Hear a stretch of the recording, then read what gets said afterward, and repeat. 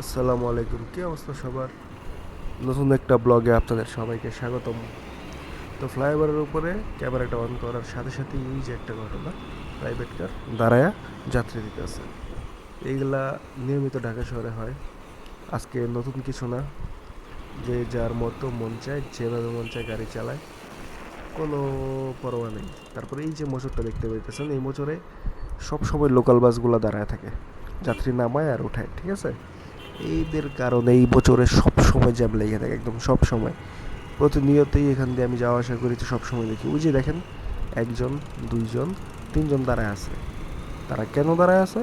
তারা এখান থেকে বাসে উঠবে, দেন তাদের গন্তব্যস্থলে যাবে।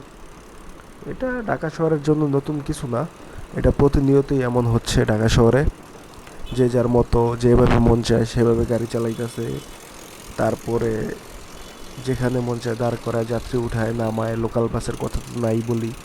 এর উপরে আছে অটোরিকশা। এরা তো আরেক জিনিস বাবা। অটোরিকশা তো অটোরিকশাই, হ্যাঁ, পারে না ফ্লাইওভার উঠা যায়, খালি টোল প্লাজাগুলোর কারণে উঠতে পারে না, লেনে উঠটা যেত ওরা। ওই যে দেখেন সিএনজি পিক আপ, দুইটা পিক আপ আর একটা সিএনজি কেমনে যেতেছে। লেন কিন্তু দুইটা এই পাশে, তারপর এমনিই চলতেছে ওরা। কি এর নিয়ম, কি এর কি, এমনিই চলতে থাকবো। এই দেশে কোনো নিয়ম মানার সময় আছে মানুষের? এত নিয়ম দিয়ে কী করবো, তাই না? এভাবেই চলে। লেন মেনটেন করলে কিন্তু ট্রাফিক ব্যবস্থাটা অনেকটা উন্নত হয়। তারপরেও কেউ লেন মেনটেন করবো না, কারণ কি? কার কি যায় আসে, এটা হচ্ছে সবচেয়ে বড় কথা।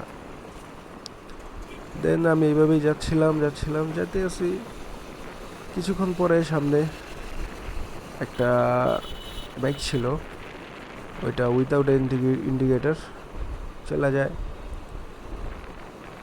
গত কিছুদিন আগে একবার কী হয়েছে, যাইতেছিলাম কোথায়, মহাখালী।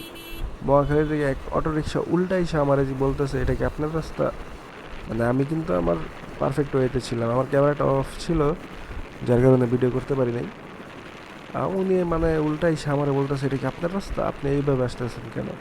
বাট উল্টা কিন্তু উনি আসছে, ভদ্রলোক ছিল, দাড়ি ছিল, টুপি ছিল। সেই সুবাদে তারে আর কোনো খারাপ কথা বলি নেই, সুন্দর মতো নিজের মতো চলে যাই। এই হইতেছে আমাদের ঢাকা শহর। তা আর কি করার, সারাদিনের রাগ, মানে রাগ, দুঃখ, ক্ষোভ সব কিছু বুকে জমালয়াই গাড়ি চালাইতেছি। গেছিলাম গুলিস্তান একটু কাজে, তো বাসায় যেতেছি, গাড়িতে যথেষ্ট পরিমাণ তেলও নাই, ফুয়েল শেষ পর্যায়ে আছে। ভাবতেছি বাসায় চলে যাব, দেন কালকে সকালেই ফুয়েল নিব আর কি। টোল প্লাজায় আসছি, টোল দিব, দেন মুভ করব।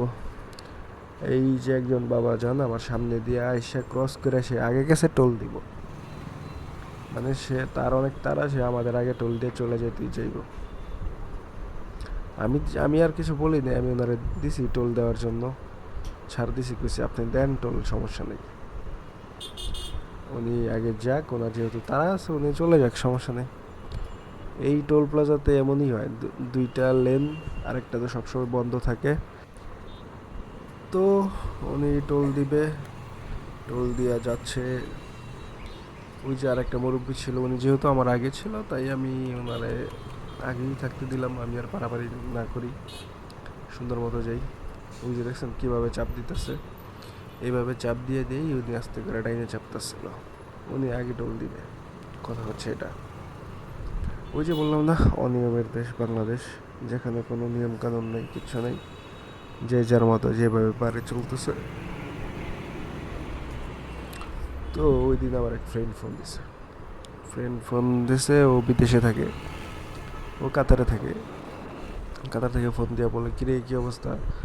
আমি কি যেখানে আসোস, মানে ও বলতেছে দেশে এসে বাইক কিনবো, বাইক কিনা বাইক চালাইবো।